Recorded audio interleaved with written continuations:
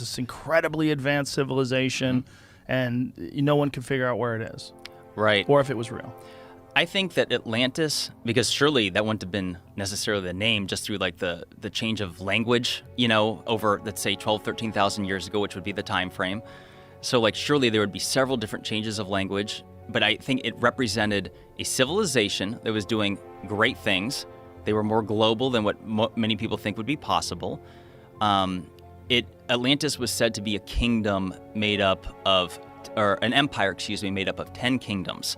And then there was the lost city of Atlantis, which was the capital, which was said to be made up of concentric circles, 2 of water, 3 of land, and essentially that they were obliterated by a cataclysm, as passed down by Plato, although it's worth mentioning that Plato got the story of Atlantis from Solon, who was his uncle separated by 6 generations. But what most people don't realize is that Solon had traveled to Egypt, and so it's the ancient Egyptians is where that tale comes from, which makes it even more bizarre because I would argue that the most spectacular ancient civilization is the Egyptians. I mean, no disrespect to the Romans. Hard to deny. Right? I mean, let me just say, because I want to, on this podcast, encourage people to travel to Egypt.